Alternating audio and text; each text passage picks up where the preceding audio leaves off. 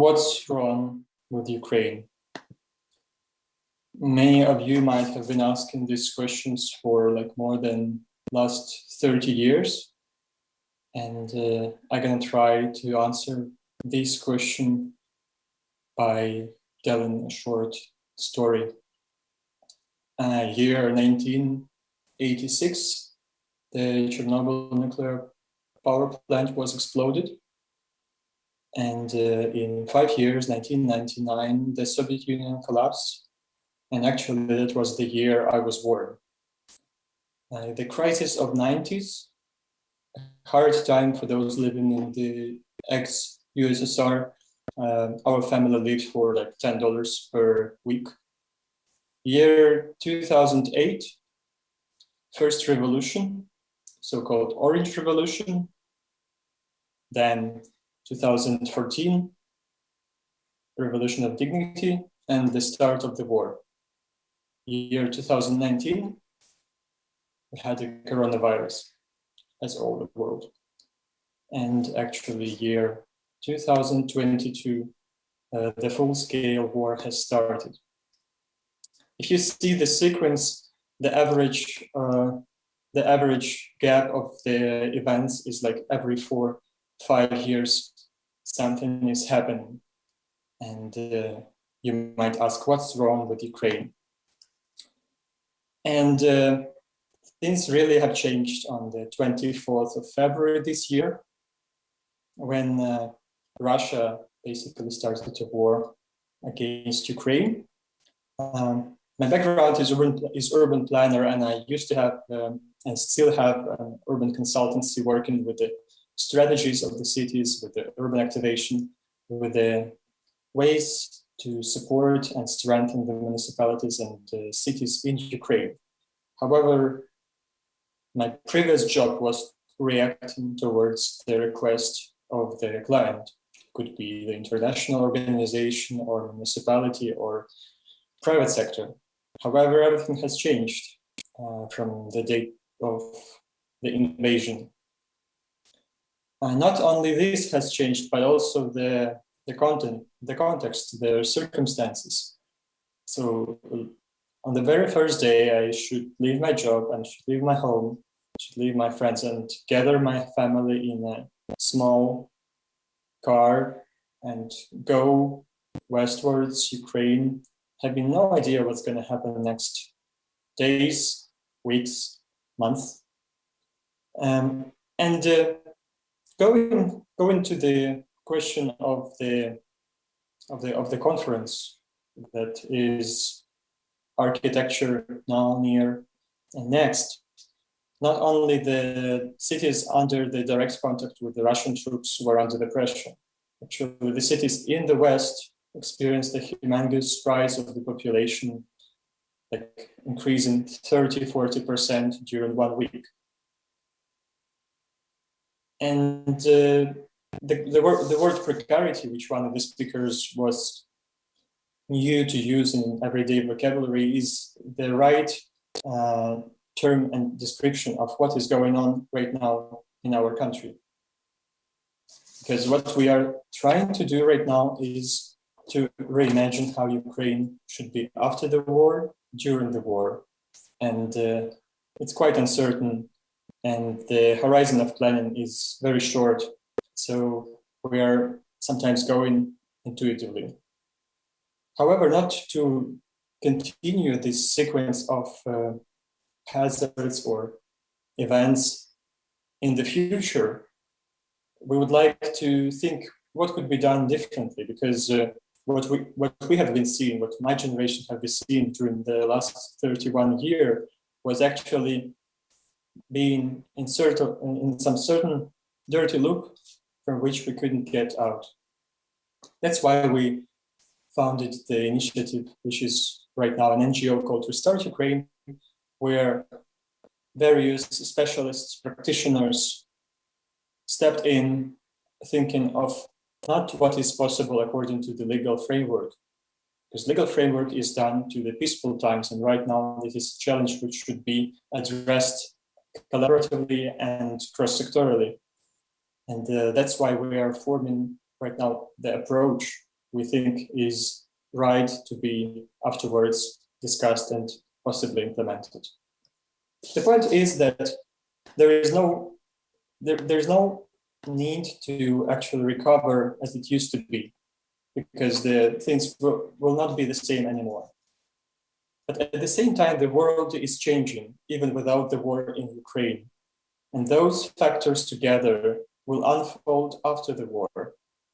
So thinking ahead proactively, not only looking behind, is one of the key starting points we initiated our discussion, our thinking. And as well, the recovery after the war, because I believe it will be ended with the Ukrainian victory, is not only recovery of the war, it's also mitigating the post-effects of coronavirus. It's also mitigating the effects of climate change. It's trying to figure out what's going on to happen from the economic, ecologic, secure point of view. But at the same time, we already know that the losses are more than $1 trillion. And what should we do? What should we do? And it's like we are now, and what should be near? The near should be the return of people. That's why we suggest the infrastructure of return, infrastructure of bringing people back and then sitting together, thinking how our long-term and medium-term future should look like. However, not trying to settle things down immediately and start working, enabling us to be more ambitious when the first post-effects will be gone. So that's a question we are working with. And the number of challenges is massive. And we tried to figure out what would be the way for the first and most critical and most important reaction from our side, so that other actions could be actually plugged in and support and strengthen the process. So we formed 9 thematic clusters, which actually describe the short-term perspective, which is about actually depicting what has gone and what was going on the level of the country, of the region, of the settlements, basically collecting the data. Once we know exactly the status, we can react accordingly. Otherwise, we see only general phrases. The other one is the infrastructure of returning back. It's about thinking wisely on the level of the country, how we can bring 14 million of people, if not back home, but at least to the places where they would be able to spend like next 2-3 years before we will be able to provide places which are based on dignity principles. And then it's about clean. Here, opposing to Martin from Rotterdam, we don't have the luxury of making salvage materials as easy as their equivalent new products. We might have no new products on the short-term perspective, and we need to think how can we reduce the environmental impact and actually help people to build back their houses, to build back the hospitals, the schools. But of course, it's about predict, and it sounds very, very in line with what Rosaria was saying, that let's stop making action that is not aligned with the planet. Here we think like on the level of macro level of the country, how ecology has changed, how economy has changed, how demography has changed, and how spatial security has changed. So that gives us an idea how the new cities should rebuild, how they should look like, because those cities along the border with Russia, should we guarantee the return of 100% of inhabitants? Would they like to come back there? And what would be the driver, the new driver of those places? It's quite a thing to think about. And then we also state that it's the recovery of Ukraine is not only rebuilding everything back, but it's also reestablishing the connection of the people with their neighborhoods. For instance, a person could have left their house on 24th, and right now it's a ruin. what would be the effect of this person coming back, and how to bring their life to at least half normal. And then, of course, the cities and the municipalities have some certain level of flexibility. So it's about readdressing the issues and the challenges of the urban planning inherited from the Soviet Union, where everything is centralized, where everything is personal car oriented. How do we match that with this financial support, and how do we actually start generating our own funds to invest in our country? And how do we ensure how the people participate on different levels in a meaningful way, not formally? Because right now what we see that the people are the power, that these new social links are the power. Why should we use them only in the case of the emergency? Why should not they be the fuel and the driver of the processes everywhere in a certain way? So what we believe is that a human-oriented city is the key driving principle for our country to recovery. In our project, we do three things. We collect the analytics on an open source platform with regards to these 9 clusters, with regards to post-war recovery, with regards to Ukrainian context. We do not copy-paste practices, we try to adapt them, saying this matches Ukraine because 1, 2, 3. Out of these 9 clusters, we try to build a renewal strategy, a renewal framework that municipality can run through. Because due to the decentralized reform, the ministry will not give all the clear details for everyone what to do. So it would be a matter of mayor and local action group to act on the new reality. And with this platform, we help to imagine this reality within the broader context of Ukraine, of the Europe, of the world. And we try to visualize it with the pilot project we are doing now in one of the cities in the north of Ukraine. So the key principles are to be based on data, to produce solutions which are objective, related to a human, and related to the collective experience in the world. Because like Afina was saying, we should include many different practitioners if we want to design for this age. That's definitely what we do, combining practitioners to design our future, but not trying to think from our empirical knowledge what could be done according to our previous experience. And it's, of course, a two-side game, because it's not about world helping Ukraine. It's about Ukraine trying to go through this accelerator of developing cities and municipalities, which will be useful for the world. It's like going high-speed Formula One track, understanding which bolide is the best, and then applying that to the rest of the world, contextualizing that. And that's the way we bring the experts, the institutions to work with us, because we see the power in the ecosystem, not in certain experts saying how to do things. And in Ukraine, we don't see ourselves as a troublemaker. It's a certain cultural and historical way of doing things. We feel ourselves as creative disruptor. You can imagine Ukraine as a mix of Swedes with Italians. And yes, that's a short input from my side. And what's wrong with Ukraine? I think that everything is fine with Ukraine, because we are truly in the future that everyone is afraid of being in. It's going on right now.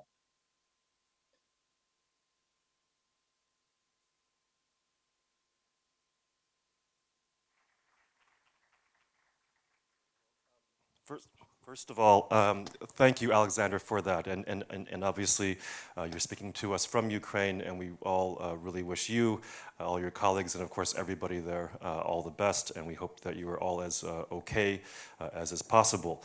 I have to say, it's really remarkable that you are undertaking this effort already now, that you're able to sort of think beyond this calamity that is unfolding, as we speak. And I guess maybe the first question is just to ask, I mean, you've sort of outlined the overall framework of how you're thinking, but like where do you even start? Like how are you even gathering the data that you're working on now, and maybe what have been some of the challenges given that this conflict is happening in real time that you've confronted? Well, the short answer is improvising, but the way we try to operate right now is to go very short sprints at once, analyzing the data we have, because already there is a number of international local organizations doing bits and pieces with regards to data collection and with regards to providing some certain shelter solutions. What we are able to do now is to actually map all those actions right now from one side and to look like from helicopter view from the top, what is missing, and to compare it with what was done before, and to see who could be able to provide the missing parts, and trying to establish the dialogue between these stakeholders. That is right now the way we work. Great. Now, you mentioned also that you will be looking at how other places have rebuilt after conflict, well, unfortunately, there are probably too many examples to choose from. Just earlier today, we had Lina Gotme, who talked a little bit about the situation in Beirut after the war there, to say nothing of more recent events. Here in Rotterdam, we, of course, are a city that was largely rebuilt after the destruction of World War II. I know that you had a talk last month with some of our colleague organizations here in Rotterdam about how we can assist in your efforts, and I hope that conversation continues. But in light of all this, like what are some of the strategies that you've looked at from other examples around the world, from other cities, places that have been so devastated by human-created conflict and violence? Sure.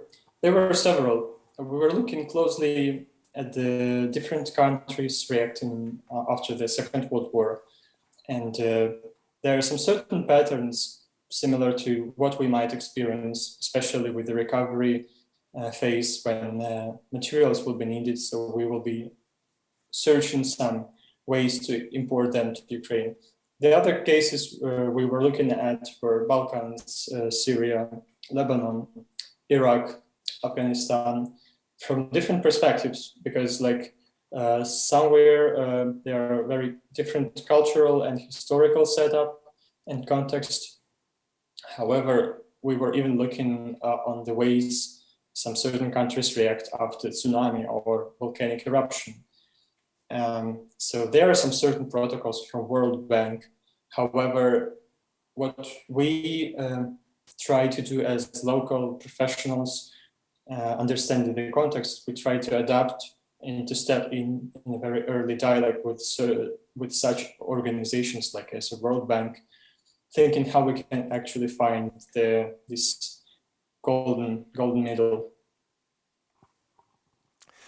So what are some of the most urgent needs? I mean, you mentioned materials, but what else are some of the most immediate needs? Apart from humanitarian response, I must say that already 6 million have returned from abroad to Ukraine, to their houses and to their neighborhoods. And right now, there is a certain kind of dilemma because the international funding organizations are unlikely to finance the recovery process until the war is over. However, the north of the Ukraine is already unoccupied and is being demined, and people are starting to get back to their houses, which are sometimes ruined. And in Ukraine, we have kind of cold winter, which starts more or less from October, and the funding from the national budget to the cities doesn't help to build the houses, to rebuild all the houses. It helped to rebuild the bridges, the roads, the critical infrastructure. So right now, it is a rush against the time to actually enter the winter phase, which is very soon, like in a few months, and to recover the technical facilities, basically. We all noticed that part of your process revolves around this notion of remembering. I think just two weeks ago, the Ukrainian Ministry of Culture announced that I think it was 367 cultural war crimes had been committed so far, including the destruction of museums and libraries and theaters and so on and so forth. That's just in the cultural realm. But I'm wondering, to what extent are you sort of using documentation as part of your efforts? Or how are you documenting some of what's happening?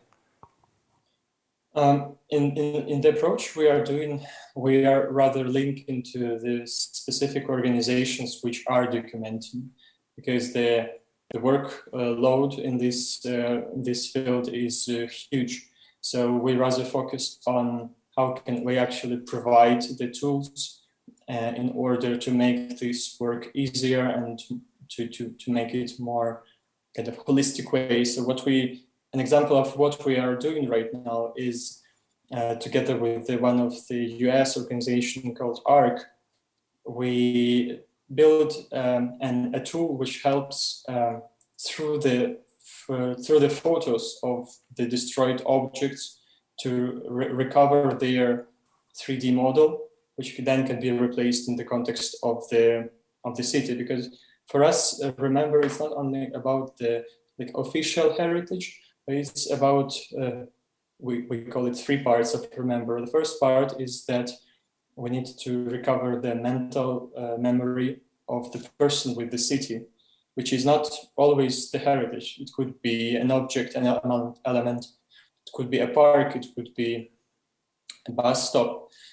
That's when people come back, they are able to recognize their city. The other one is of course, the heritage part.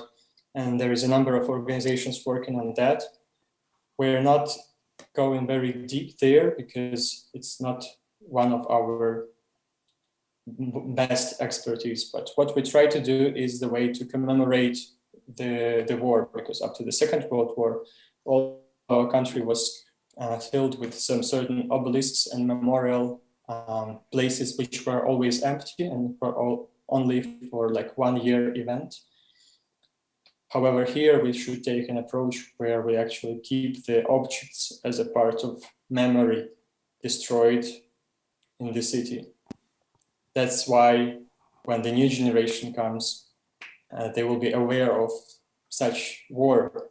Because living right now in Ukraine, we believe that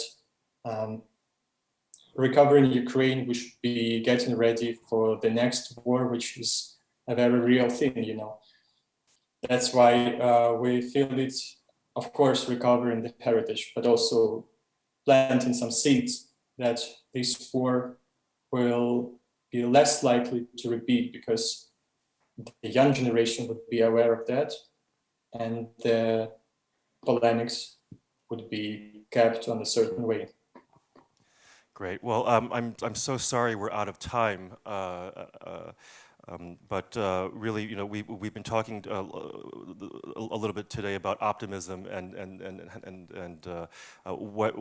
whether it's even possible to be optimistic these days, and perhaps it's not in the broadest sense, or in an unqualified way at least. But it's really been inspiring to hear your optimism, the fact that even in the midst of what's happening right now, you are still able to think about the future, and well, not just the future, but also, but in particular, a better future.